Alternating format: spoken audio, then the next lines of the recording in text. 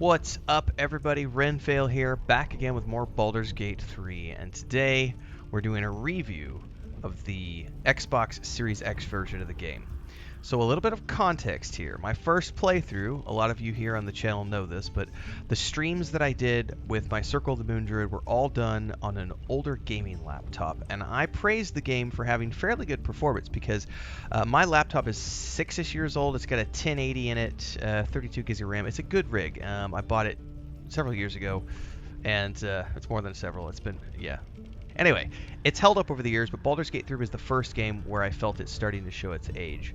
As long as I was playing offline, I was able to play the game on ultra settings, 60 frames, no problem. But the moment I turned on Streamlabs to start streaming, I would get the occasional hiccup in performance. Not too bad in Act 1, but towards the end of Act 2 and definitely throughout Act 3. And if you were watching me play like that last, I would say the last like 10 or 15 sessions where it's just every encounter has a couple dozen mobs and dragons and explosions and mind flayers and all this other craziness, I definitely was getting 30 or less frames per second. And so the context here is that I'm coming from an older rig that did very well with the game and allowed me to do a lot of cool stuff on the channel. We saw a huge growth spurt because of Baldur's Gate 3, and we did, I don't remember how many sessions, it was 116 hours for that live stream. We did all of those, it was all live, the Moon Druid. And now I'm working on a wizard, and I'm on the Series X, and I gotta say, for me, the game is night and day. Holy crap. I'm sitting here going, for the first time in a long time realizing, obviously you do need to upgrade your hardware every once in a while, but I've been, over the years, I just always run things into the ground. So my laptop, it still works. And most of the games I play are on the Series X, like I would say about 85% of the games I play on my channel, all the first impressions, pretty much everything I play, like I said, 85% is mostly Xbox Series X. So I haven't stressed about the PC too much. But Baldur's Gate 3 was the first one where I went, oof, I'm starting to feel its age a little bit, so yeah, I'm going to need to upgrade. But playing it now on the Series X, I'm like sitting here going, oh, is this the game that people with high-end PCs were playing? Because holy crap, this thing looks completely different and plays completely different on the Series X compared to what I was seeing on the PC. So, prove fragile. I have a mind to end their misery myself. Let them do their little dialogue here. Calm yourself. They're survivors, not soldiers. I fail to see the distinction. So, going through here, obviously performance is the big thing I'm noticing on the Xbox, is that it just feels like a night and day difference.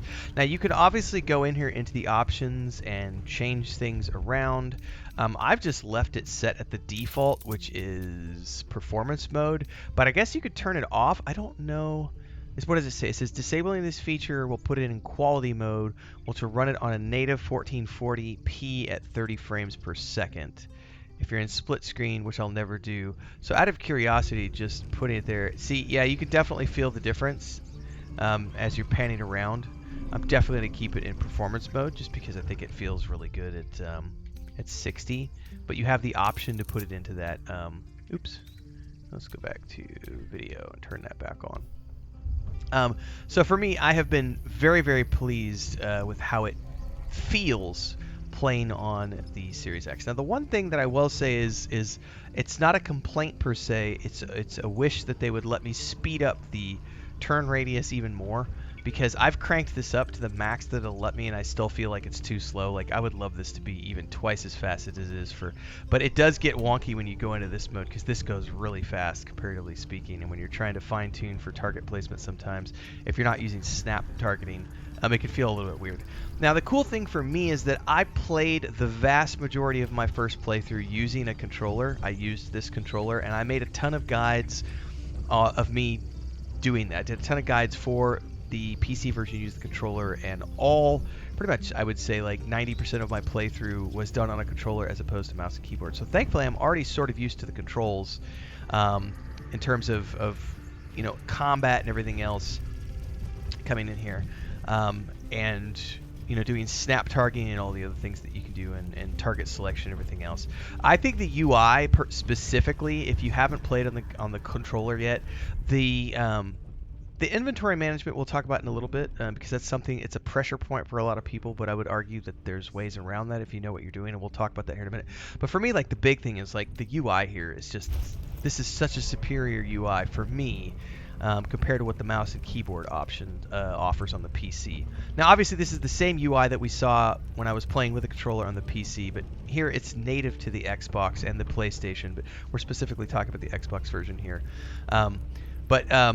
This looks great, going through here and seeing all these different things laid out.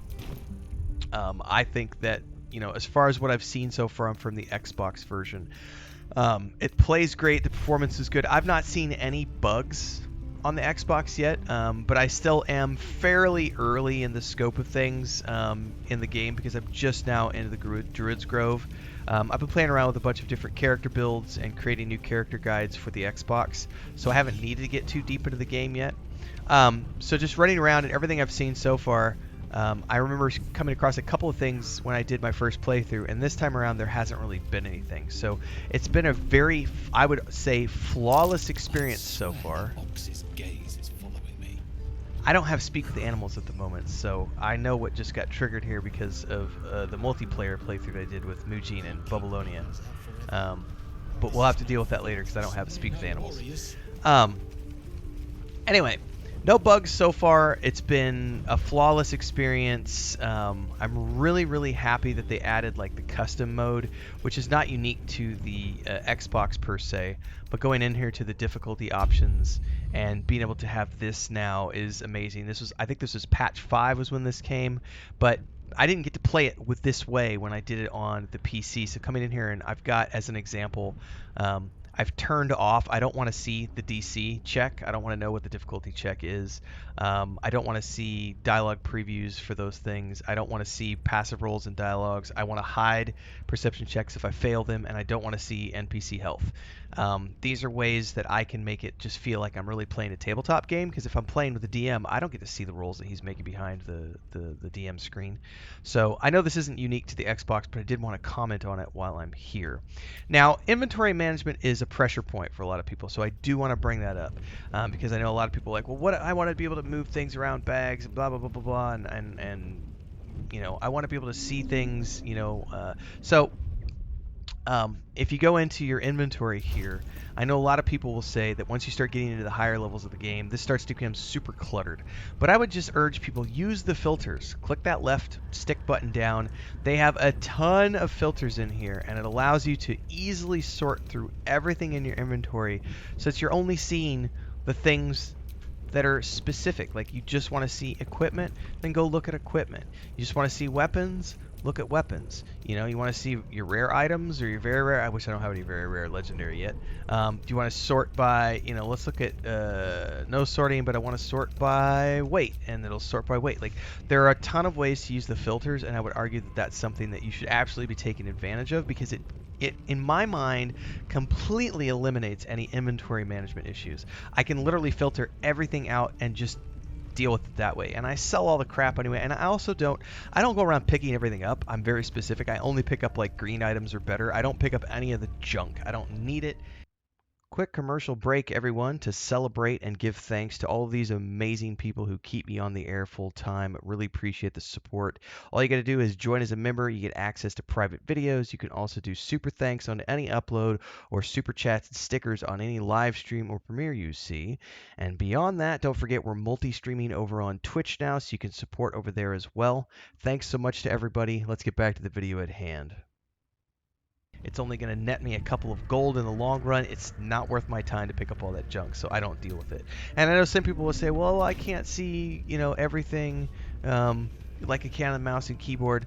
Well, you know, it's a little different, but that's the point. This is the console version. It's not meant to be exactly the same. So I would say that any pressure points or headaches you might feel can easily be sorted out with the filters. And that's something that goes for the PlayStation 5, or if you're going to be playing this with a controller on the PC as well. So it's not really a big deal to me.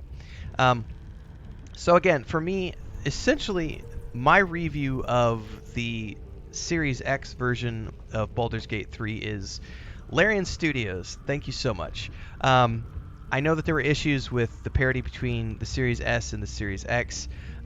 which is why it took a little bit longer because of the split screen issues. PS5 was out there earlier, and I'm, previously being a PS4 ecosystem person before I switched over to the Series X was purely because at the time that I was wanting to get a next-gen console, I waited a year and couldn't get my hands on a PS5.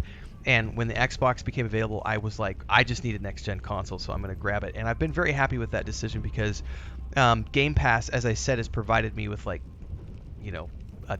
huge portion of the content that I create on my channel is what I get through Game Pass on a monthly basis, and plus the games that I purchase through there. So the Xbox has been good to me so far, and I think that the Xbox version so far has been a flawless experience, and it's just a testament to Larian working hard and getting this game out there in the hands of everybody and doing a good job at getting the performance and everything else working flawlessly.